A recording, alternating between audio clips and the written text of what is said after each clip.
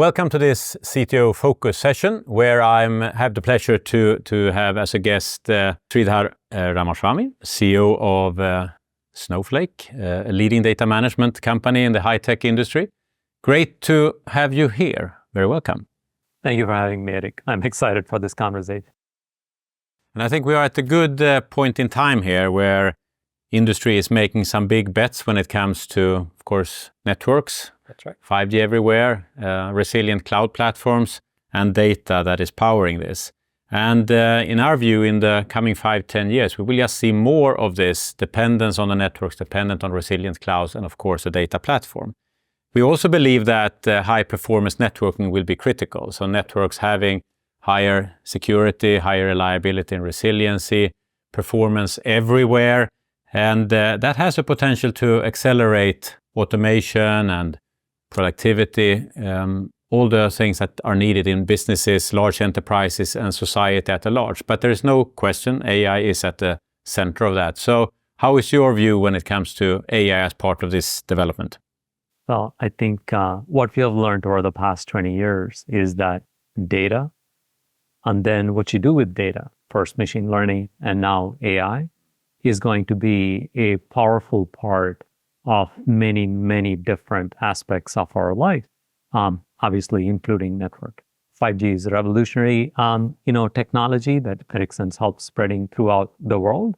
But I think what is cool about this moment when it comes to language models is that they offer unprecedented access to information in a smooth, natural way. All of us know how to express what we want in words. You don't even have to write it. To me, that bridge going from unstructured to structured information is something that will unlock the power of data even more. And as these language models can then be used to do things like, drive tools, ask questions of, let's say, structured data, or probe a particular network device about its state. I think you begin to get a lot more done. And that's the magic. Large-scale rollout of networks, ubiquitous cloud adoption, lots of data that is being collected, but the tools that you need to put all of these together into insights that people can then take action on. It has been somewhat landlocked, the data in the different domains, even within the network, but certainly outside between the enterprise and the network. So I think that's a big to-do actually in terms of making that work together in a federated way. We'd like to think of 5G, and I think it has become in the consumer space the world's biggest innovation platform because it's used by billions of people already and simplifying, digitalizing the lives of consumers. But if you look at the enterprises, we're still at the very early stage. So from that point of view, you could say that the network is the foundation and becomes the platform for innovation also in the enterprise and society space. But what is then the role of the data platform? Well, there's a reason why we call ourselves the data cloud. As networks become more programmable, they also there's more possibilities, there's more complexity, and there's more data that you can get about how they are behaving, and what can be done to optimize them, where do they need to go, and so on. By virtue of being a data cloud, we offer a flexible way for enterprises, for example, to collect information about how their network is doing, and then combine it perhaps with Ericsson's insight for what can they do with it. And this is where we see ourselves as a cloud platform with data at the center, but done in a way that is like intricately interlinked. An enterprise can collect some data, they can turn it on, share it with Ericsson. You can use the insights that you have about how networks and devices operate to help them optimize what is going on. And we are a facilitator in this process. We work almost side by side with the revolution that you're bringing in networking. And I think it's a good timing, that's what I said in the beginning, because we are making changes to the network as well. It's not just becoming a platform for innovation, it's actually a platform that you can program. So network programmability, both internally with the SMO and the R apps that allows you to build network applications in and on the network. And then you combine that with the openness towards developers outside. So network APIs that allow you to order quality on demand or authentication services or advanced positioning services. That kind of programmability opens up for businesses, enterprises, government, but also for those building consumer apps to get access to the network. And the combination then with the data that of course resides on your platform would not just be much more powerful. You can start to see how data from different domains really make sense together.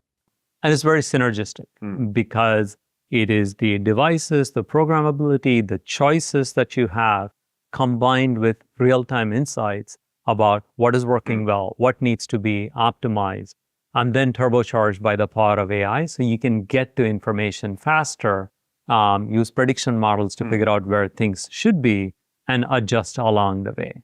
Some of the biggest technical revolutions that we've been part of, whether it's, for example, Google search, or even something, more in the physical space like Amazon with its delivery services, are all about having a service, combining it with a lot of data, and continuously optimizing it. That's the promise and future in front of us as well. So how should we look at the timing of this? Some of these opportunities, they are right now, and I think 5G is being halfway, you could say, built out around the world, and there's much more to do on the data platform side. There's also some more to do. Where are we in terms of maturity here for enterprises to really leverage the power of the combination of networking, 5G, and the data? As you know, we are already collaborating with some of the biggest mobile operators in the world, with that work with Ericsson, that work with Snowflake. I think they're just the beginning. The thing that's really interesting about how enterprises think about data platforms and Snowflake is they almost think of it as a second pane of glass into everything that is going on. Companies like Fidelity, for example, have lots of operational systems. It's a big asset manager.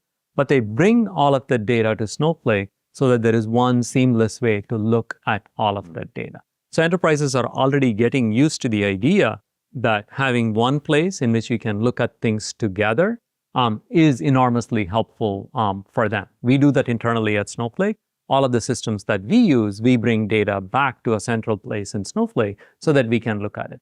That's the promise in front of us. As enterprises adopt Ericsson for 5G, for better connectivity, more secure connectivity, we can be partners in how can they make sure that they're doing it as efficiently as possible, and how can they keep on iterating and making things better. Yeah, great opportunity. I think this is just the beginning, but to your point, it's not a very far out vision. This is something that is happening as we speak, and now is the time to, I think, accelerate this, both on a collaboration side as well as in terms of spreading and making sure that these blueprints, the architecture blueprints and the way to do this get out there and are replicated. So great, thanks for the partnership, but also thanks for this little chat. So thank you for the partnership. Thank you, Erik. Thanks, Sridhar.